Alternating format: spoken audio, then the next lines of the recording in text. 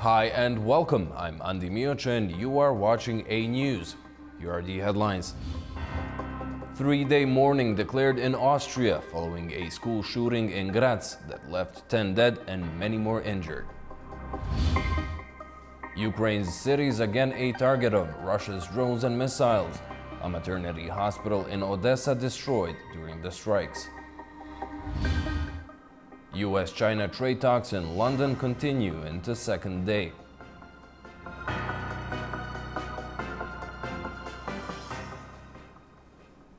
Thank you for tuning in. A three-day mourning has been declared in Austria following a high school shooting in Graz that left 10 dead and many more injured.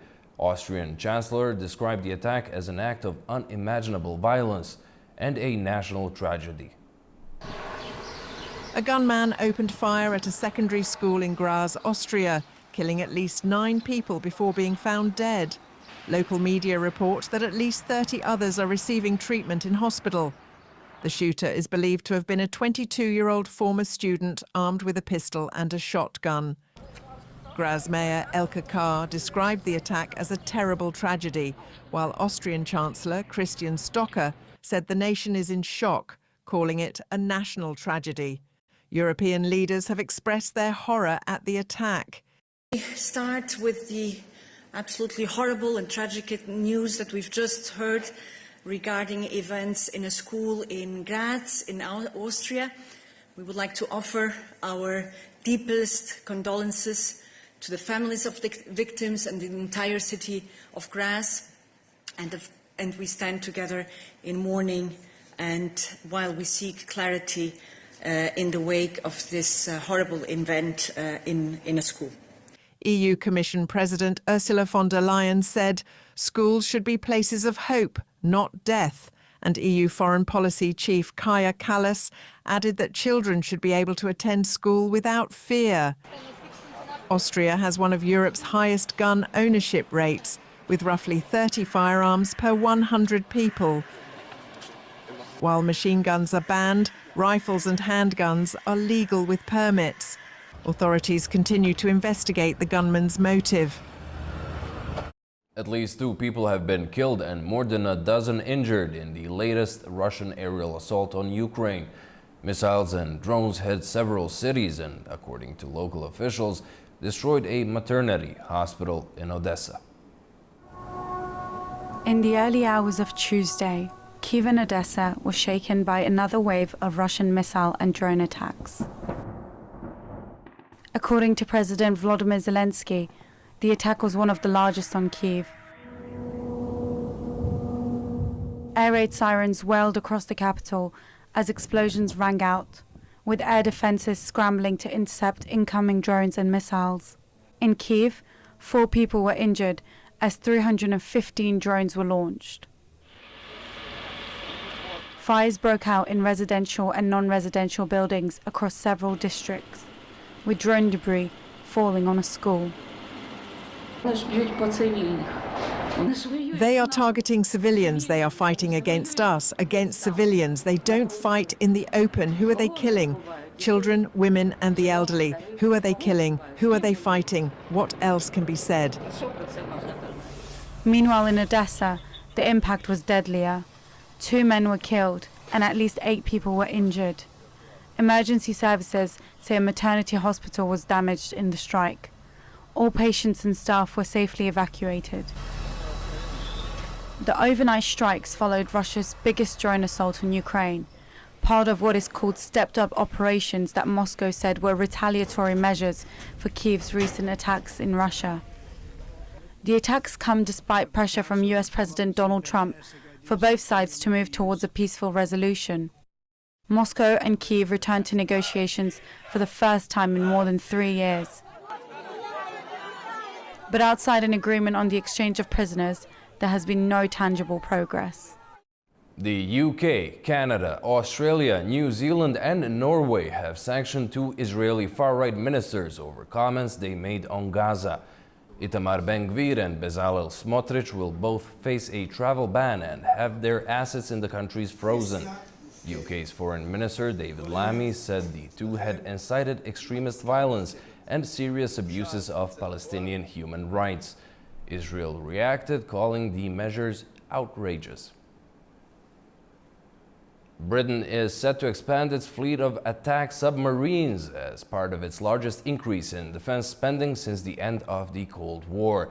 NATO Secretary General visited one of the submarine factories hosted by the British Defence Minister. A show of strength from Britain's defence sector and a message to its allies. NATO Secretary General Mark Rutte joined UK Defence Minister John Healey on a visit to Sheffield Forgemasters, where parts for Britain's next-generation nuclear-powered submarines are being built. I was able to show the Secretary-General of NATO the casing for the nuclear reactors that will go into our nuclear-powered submarines.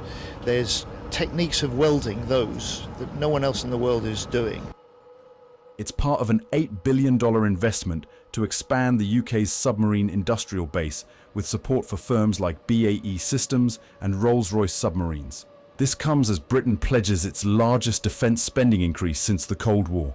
The government is ramping up production, aiming for up to 12 nuclear-powered attack submarines, up from the current 7. We are moving to warfighting readiness as the central purpose of our armed forces. When we are being directly threatened by states with advanced military forces, the most effective way to deter them is to be ready. And frankly, to show them that we're ready. At a time when Russian aggression is redefining the global security landscape, NATO is calling for unprecedented rearmament. Mark Rutte says Europe must meet the challenge. But we need a 400% increase in air and missile defense. The announcement builds on last week's Strategic Defence Review, which called for the UK to adopt a modern combat strategy and maintain a military force ready for rapid deployment. The government says that Britain is now building not just submarines, but for a future in which it can defend itself. NATO troops from 4 allied nations have carried out a large-scale live-fire exercise in southern Bulgaria. The drill tested how seamlessly forces from the US, Italy, Romania, and Bulgaria can operate together on the battlefield. Troops from Bulgaria, the US, Italy and Romania joined forces for a live fire exercise in the village of Korin as part of the Balkan Sentinel 25 NATO drills. The training aimed to boost combat coordination by making sure all nations can communicate and act as one. Admiral Emil Eftimov, Bulgaria's Chief of Defence, explained the core goal of the drill. The essence of this demonstration, of this effort, is that when these 4 nations come together, when the planning officers open their laptops, they will have the same or compatible software products that allow them to plan, organize, and conduct combat operations. From tanks and armoured vehicles to drones and sniper rifles, the 2-day event tested readiness and response.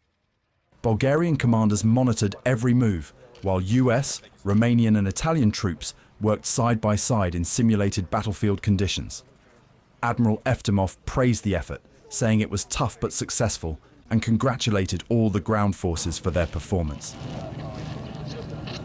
Germany's domestic spy agency has issued a stark warning. The country's largest opposition party, Alternative für Deutschland, is now home to a rapidly growing number of right-wing extremists. The agency's latest report links the party's rise with a broader surge in far-right crimes. According to the annual report, the number of extremists within the AfD jumped 77% last year, reaching 20,000. The increase coincided with a rise in party membership and a marked shift further to the right. Last month, the agency officially designated the entire party as extremist based on a 1,100-page report. That move allows tighter surveillance, though the AfD is legally contesting it. The report also accuses AfD leaders of repeatedly using xenophobic and anti-Muslim rhetoric. Migrants from predominantly Islamic countries were often portrayed as culturally incompatible and prone to criminal behavior.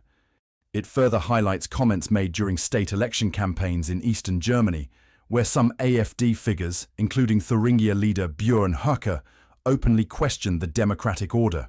the agency recorded a 47.4% spike in right-wing extremist crimes last year. That includes 6 attempted murders and 23 arson cases, both up significantly from 2023. As the protests against immigration raids in Los Angeles entered their 4th day, the U.S. president doubled the number of deployed National Guard troops and temporarily sent 700 Marines to the city.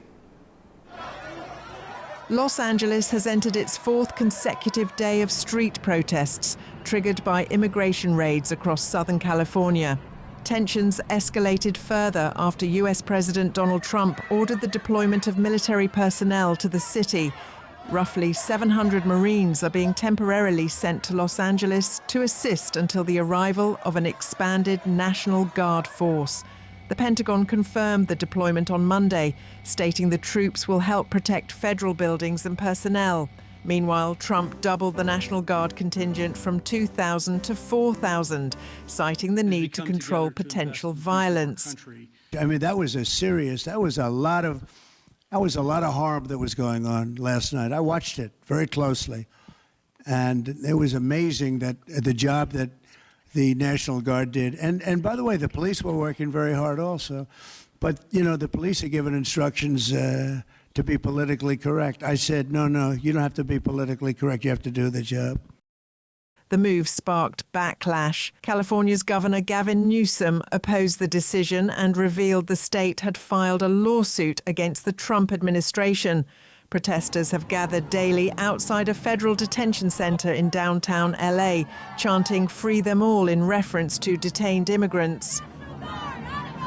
We're going to get our message more clear because I feel like people are starting to get the message kind of mixed up that we're here for violence, we're here to cause mayhem, but we're really here to get the message clear that we aren't really okay with the fact that people are just going into homes, basically kidnapping people.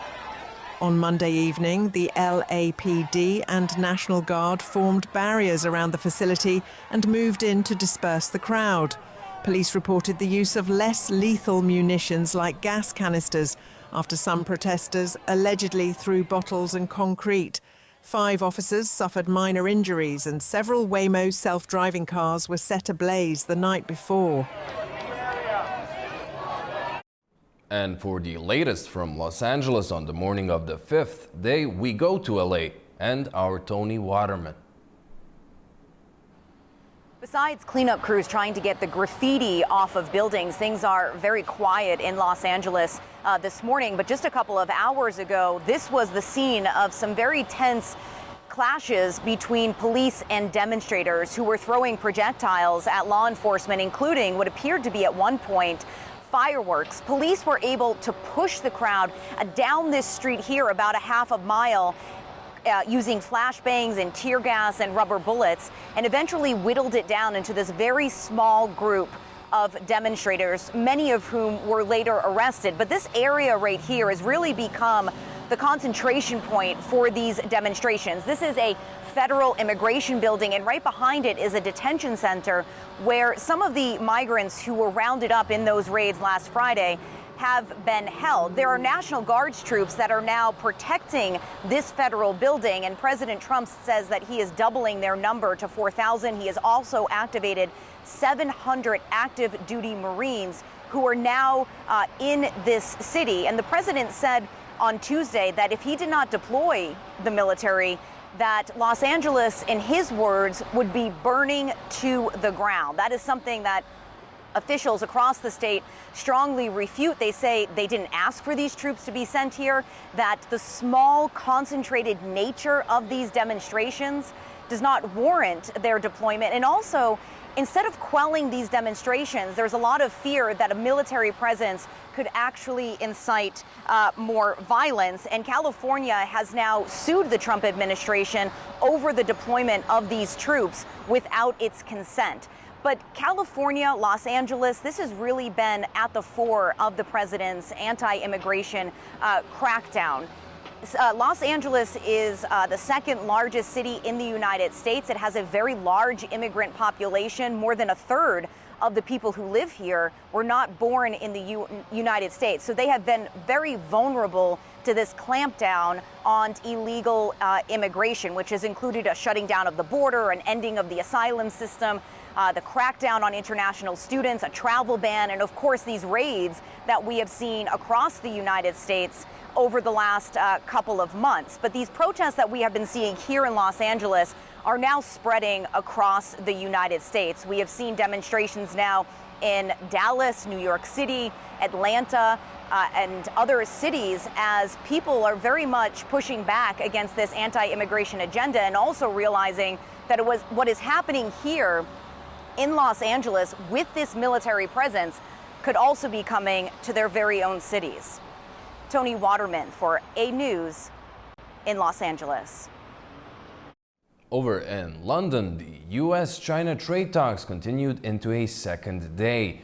Chinese exports of rare earth minerals and Beijing's access to high-end computer chips from the US are high on the agenda. Tensions between the world's two largest economies are at the centre of high-stakes talks happening right now in London. Senior US officials have gathered at Lancaster House to meet with Chinese representatives. The aim is to ease the escalating trade conflict that has rattled global markets. This diplomatic effort follows a recent phone call between US President Donald Trump and Chinese President Xi Jinping, aimed at calming the situation. US Commerce Secretary Howard Lutnick said the talks with China are going well and will last all day on Tuesday. The main focus is on export controls for rare earth minerals and semiconductors, which are important materials for technology and manufacturing. White House economic advisor Kevin Hassett said the US might ease some restrictions on semiconductors if China speeds up exporting rare earths. US President Donald Trump said he is optimistic about the talks and is getting good reports from London.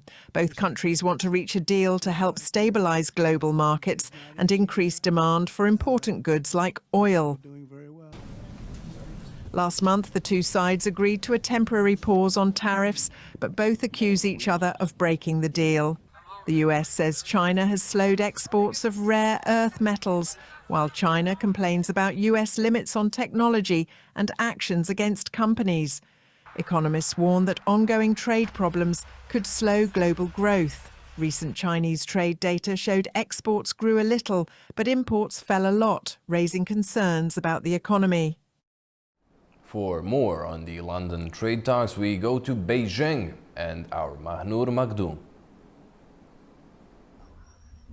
On the second day of US-China trade talks in London, the negotiators have shifted their focus to the most sensitive areas of economic friction. The discussions are now dominated by a strategic exchange of access to China's rare earth minerals in return for possible easing of export restrictions on semiconductor technologies by the US. Both sides are trying to stabilize the core supply chains without appearing to back down politically. American officials are pressing China to resume the predictable rare earth mineral shipment, which had slowed down due to the tightened export restrictions. In return, Washington has signaled that it may soften its own restrictions, especially if China eases restrictions in the mineral market. This transactional dynamic has become the quiet centerpiece of the London dialogue. Meanwhile, technical officials from both delegations are working to develop a framework for dispute resolution and crisis management. Topics include IP protection, digital trade governance, as well as state subsidies. Though the London talks have not produced a joint statement or tangible deliverables, the deep working level discussions reflect a subtle recalibration. Both Washington and Beijing appear committed to be managing their rivalry without triggering a breakdown in trade relations, at least for now. As always, A News will be following the developments on these events closely from here in Beijing. Mahnur Makhdoom reporting for A News, Beijing, China. The China-Europe freight train service surpassed 110,000 trips in total. The Milestone train transporting home appliances worth around $2.8 million is heading to Europe via the Erenhut port on the China-Mongolia border. The symbolic journey underscores the growing momentum of the Belt and Road rail network. So far, 128 Chinese cities are connected to destinations across 26 European and 11 Asian countries. The United States and Iran have both confirmed that the next round of nuclear talks will take place later this week. This comes as talks between Washington and Tehran have stalled, with U.S. President Donald Trump attributing the failure to reach a deal to a disagreement over uranium enrichment.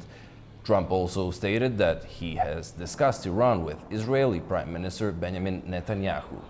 Iran has previously said that abandoning enrichment was against the country's interests.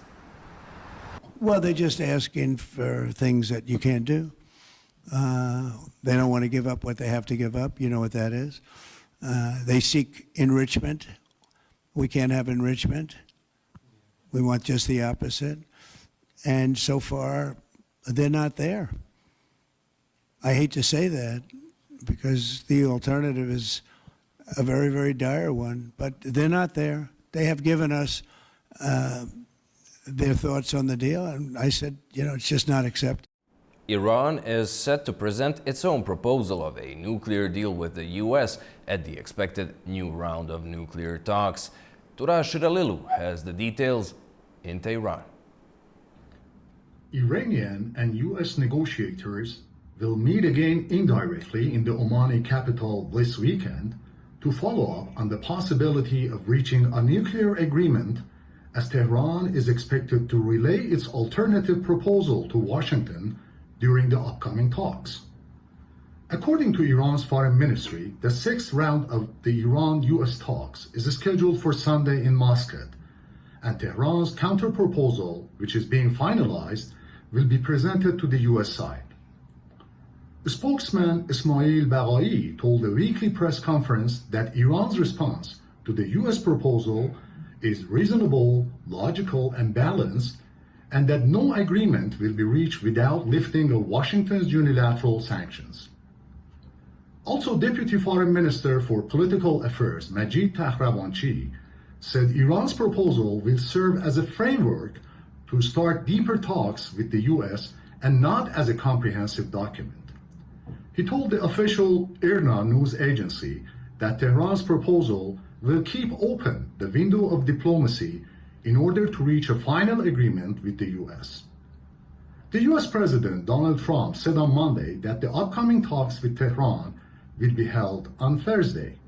However, it appears their discussions were deferred to next Sunday because the Board of Governors of the International Atomic Energy Agency, IAEA, is scheduled to vote this week on a draft resolution on Iran prepared by the US and the European Troika of Germany, France, and the UK. Iran has rejected the US demand on a zero enrichment in return for lifting of sanctions, while according to the unconfirmed media reports, the US side has suggested a consortium of regional countries to continue enrichment by Iran. Tehran has also warned that it will lower its cooperation with the UN nuclear watchdog if the ongoing IAEA meeting in Vienna passes the draft resolution based on a leaked secret quarterly report on Iran's nuclear program. Tura Shiralilu, reporting for A News TV, Tehran.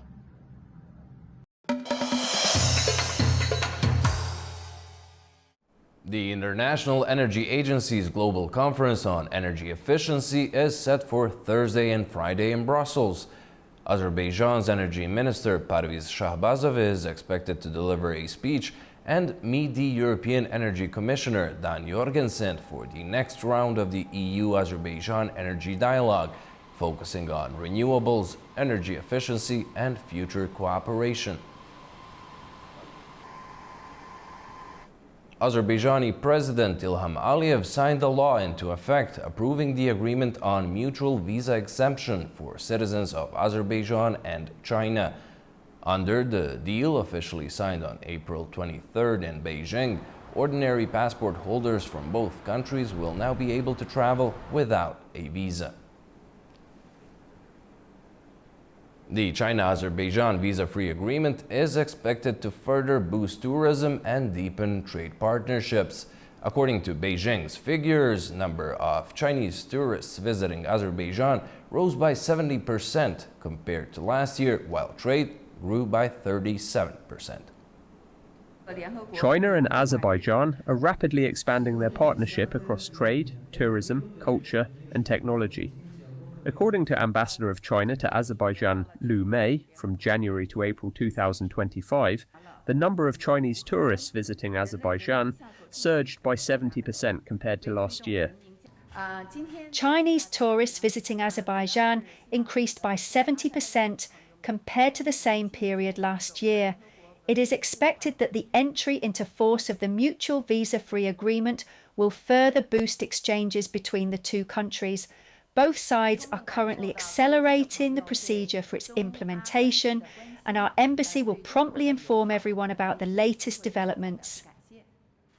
Bilateral trade is also thriving, with a 37% increase to $1.4 billion during the first 4 months of the year. China remains Azerbaijan's fourth largest trading partner and its second biggest source of imports. The Chinese side also supports expanding sales of Azerbaijani goods through Chinese e-commerce platforms. Cultural and humanitarian cooperation is also growing. Azerbaijan is among 83 countries that co-sponsored the UN resolution, establishing the International Day of Dialogue between Civilizations, celebrated for the first time this June 10th. In April this year, President Xi Jinping and President Ilham Aliyev jointly signed the joint statement on the establishment of a comprehensive strategic partnership.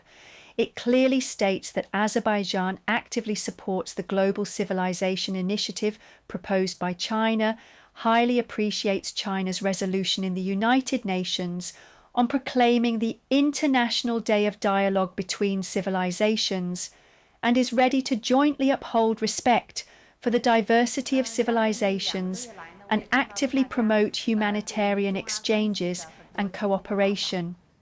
China's Global Civilization Initiative, proposed by President Xi Jinping, calls for defending civilizational equality, promoting exchange, and advancing progress through shared knowledge and technology, including artificial intelligence. Azerbaijan has joined China's Group of Friends supporting international AI governance, benefiting from joint seminars, technical support, and cooperation on closing digital divides. Joining us from Hong Kong to talk on Beijing-Baku relations is international and independent China strategist Andrew Leung. Welcome, thank you so much for joining us. Now, Azerbaijan and China have recently announced the establishment of a comprehensive strategic partnership. What kind of cooperation possibilities does that open, not only in terms of trade and tourism and such? But I think it's more important for the world, for peoples of different civilizations to get together, to understand the differences, to appreciate the huge cultural, historical, artistic, scientific, and technological heritage of different civilizations. If all countries embrace this, the world would be a better place. And then a lot of the conflicts we see, whether in Gaza or in other territories, Africa or in Asia, will be that much more diminished. Because if countries realize that different nations have their own historical, cultural, and other differences, and these differences should be appreciated and cherished, rather than regarded as an extraneous enemy. So you, as I said, I mean, if you look at the what's happening over Gaza, what's happening over sentiments of anti-immigration or border disputes sometimes, and all the wars that the world has experienced. A great deal of this due to refusal to accept the kind of norms, religious practices of other civilizations. So I think that this initiative, Global Civilization Initiative, is extremely important for world prosperity. And as part of the initiative introduced by President Xi, the Global Civilization Initiative is one, and the Global Development Initiative is another, focusing on countries' development rights. Different countries have different historical, economic, and cultural backgrounds for their development. It doesn't have to follow a one-size-fits-all kind of narrative. Recently and in recent years, promoted by Western hegemony. And the third initiative is the Global Security Initiative. In other words, when there is conflict, normally it's because one country just pushes its own security concerns without consideration of other countries' security concerns. And these security concerns are often at variance with one another. A typical example is the Ukraine war. Whereas the West thinks that expanding NATO throughout Europe would be good for Europe's security, without regard to Russia's security concern, that expanding NATO right to its border represents a huge existential threat. So these three initiatives, Global Civilization Initiative, Global Development Initiative, and Global Security Initiative, are part and parcel of what the world is needed in this new era of connectivity, of increasing people-to-people exchanges, increasing global trade, against forces trying to upend the whole thing, resulting in huge conflicts, disasters, and humanitarian crises. So I think in this context, the Global Civilization Initiative, proposed, initiated by President Xi, and now embraced by a lot of important countries like Azerbaijan and other countries, is the path forward. It's likely to gather greater momentum because now the world is facing unprecedented challenges that only by appreciating other civilizations and other people's security concerns, development needs, can a lot of these problems, including climate change, pandemics, or even terrorism, could be addressed. Well, you've covered it pretty well. Thank you so much for joining us and sharing your insight. Thank you very much. Azerbaijan and Turkey exchanged flags at the Umid Bridge in Nakhchivan, marking the start of a joint military exercise. The maneuvers include computer-assisted command and staff exercises, as well as live-fire tactical drills. Within the framework of the military cooperation agreement between Azerbaijan and Turkey, a flag exchange ceremony was held in Nakhchivan in preparation for the Unbreakable Brotherhood 2025 computer-assisted command staff exercise and the Mustafa Kemal Ataturk 2025 joint live-fire tactical exercise. The flag team departed from the Joint Armed Forces JF General Staff and moved toward the Sadarak border checkpoint in the direction of the Umid Bridge over the Aras River. At the same time, the Turkish flag team advanced from Doğu Bayazıt district in Ara province toward the ceremony location. At the Umid Bridge, the flag exchange ceremony was held with the playing of the state anthem of Azerbaijan and the Independence March of Turkey. After the ceremony, the military units and equipment participating in the exercise began moving from the border checkpoint toward Nakhchivan. According to the exercise plan, tank, mechanized and commando units will carry out various combat training tasks, supported by artillery, air assault and aviation units. Azerbaijan's Ministry of Foreign Affairs condemned Vladimir Medinsky's remarks about Karabakh. The Russian president's assistant compared the Karabakh conflict with the Ukraine war, which the ministry called inappropriate. Azerbaijan has strongly condemned recent comments made by Vladimir Medinsky, assistant to the president of Russia, who referred to Karabakh as a disputed territory during a June 9th interview with Russia Today. Ayhan Hajizadeh, spokesperson for Azerbaijan's Ministry of Foreign Affairs, called the remarks regrettable and surprising, emphasizing that Karabakh is the internationally recognized territory of Azerbaijan and has never held a disputed status. He reminded Medinsky that even Russia has officially acknowledged this fact. Hajizadeh criticized the comparison Medinsky drew between the Karabakh conflict and Russia's war in Ukraine, calling it inappropriate, since Azerbaijan fought only on its sovereign land during the 2020 and 2023 military operations. Ukrainian political analyst Taras Kuzio added historical context, saying the conflict in Karabakh was fueled by Soviet and Russian support for Armenian separatism. He noted that Russia has consistently backed proxy conflicts, from Moldova and Georgia to Ukraine, to retain influence over post-Soviet states. Kuzio concluded that both the Karabakh and Ukraine conflicts reflect a broader Russian strategy of undermining newly independent nations, whether under Yeltsin or Putin.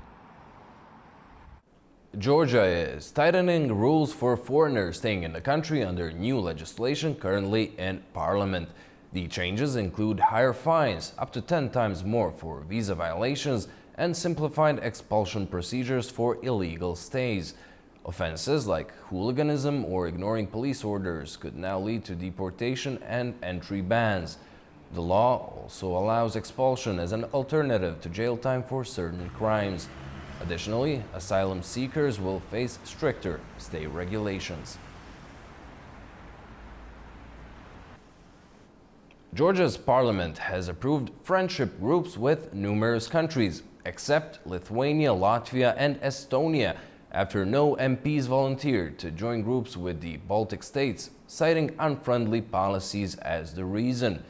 Nini Nikolashvili has the details in Tbilisi. In a recent development from the Georgian parliament, the Bureau has approved the formation of parliamentary friendship groups with a wide range of countries, except for 3, Lithuania, Latvia, and Estonia. While the parliamentary resolution has called for establishing such friendship groups with all 3 Baltic states, it could not be created as no deputies has volunteered to join. The Parliamentary Friendship Group is a delegation of lawmakers created to strengthen diplomatic, cultural, and legislative ties between 2 nations. The Parliament Speaker, Shalom Aplashvili, cited unfriendly policies from these 3 Baltic states towards Georgia as the reason, stated that no Georgian member of parliaments were willing to engage with these countries perceived as hostiles. He urged the parliaments of Lithuania, Latvia, and Estonia to adopt more friendly approach that would give Georgia an opportunity to create such groups. There has been no official response from the parliaments or foreign ministries from Lithuania, Latvia, or Estonia, highlighting Georgia's complicated and strained relations with its traditional Baltic allies. It's Nini Nikolashvili reporting from Tbilisi, A News. Armenia's Prime Minister Nikol Pashinyan is taking steps against the country's top church leader. He plans to form a coordination group tasked with removing Catholicos Garagin II from his position. Pashinyan accused him of breaking his vow of celibacy and said he should step down. Armenia's Prime Minister also announced he will personally select the first 10 members of the group. Kazakhstan has launched the largest container hub in the Caspian Sea region, located in the port city of Aktau. Built in partnership with Chinese and local port operators, the facility was completed ahead of schedule. Equipped with modern technology and advanced logistics, the hub is set to speed up container processing. It's also expected to strengthen Kazakhstan's role as a transit point on major east-west and north-south trade routes. Azerbaijani Prime Minister Ali Asadov is on an official visit to Uzbekistan. He was greeted at the Tashkent International Airport by the country's Deputy Prime Minister Jamshid Kuchkarov and other officials. The 4th Tashkent International Investment Forum kicked off, bringing together investors and businesses, as well as representatives of governments and financial institutions. The International Investment Forum has started in Tashkent. Almost 3,000 people from over 75 countries are attending. This forum is one of the biggest business events in the region. It brings together banks, government officials, companies and experts in technology and finance. The forum includes big meetings, panel talks, business-to-business meetings and a big investment exhibition. They talk about how to develop the region, important areas for investment and big infrastructure projects. The company BS2 is taking part with its partner banks in Uzbekistan. They are showing their advanced banking and digital financial solutions. The forum is a great chance for people to share ideas about technology and finance, meet new business partners and build international connections. It will help improve economic cooperation between Azerbaijan and Uzbekistan and strengthen regional ties. On the third day, during the panel called Azerbaijan-Uzbekistan Economic Cooperation Vector, the participants will discuss how to increase trade, work on joint projects and expand cooperation in energy, transport, agriculture, industry and digital tech. They will also talk about the Middle Corridor, a transport route linking China, Kazakhstan, the Caspian Sea, Azerbaijan, Georgia, Turkey and Europe. In October 2023, Azerbaijan, Georgia and Kazakhstan agreed to create a joint railway company to improve transit along this route. Cargo transport via the Trans-Caspian route rose 62% in 2024 and is expected to grow more. Important decisions about expanding cooperation in digital technologies, energy, transportation and other key sectors will be made at this forum, boosting the region's economic growth. Afghanistan's acting health minister is in Iran for talks on strengthening health cooperation as millions in Afghanistan face a worsening medical crisis. Our Tamim Bahis has more in Karachi. The Iranian embassy in Kabul has announced that acting Afghan health minister Nurjalal Jalali has travelled to Iran. The joint photo of Jalali and Iranian's acting ambassador Ali Raza Begdali was published, with both sides expressing a commitment to expand health cooperation. The visit comes at a critical time. According to the World Health Organization, over 23 million Afghans need humanitarian assistance in 2025. UNICEF has warned that nearly 1 million children under 5 are at risk of severe acute malnutrition this year alone. Afghanistan's health system remains fragile, strained by years of conflict, donor cuts and shortages of medicine and trained staff. This partnership with Iran could help address gaps by restoring supply chains, offering technical support and improving disease surveillance along shared borders. While no formal agreement has been signed yet, health experts say even basic cooperation like vaccine support or hospital training could save lives, especially in remote areas. With millions in need, the stakes are high, but for many Afghans, today's diplomatic gesture offers a rare sign of hope. This is Tamim Bahis in Peshawar, Pakistan for A News. Well, that's all we have for you for now. Thank you for watching and do stay tuned to A News.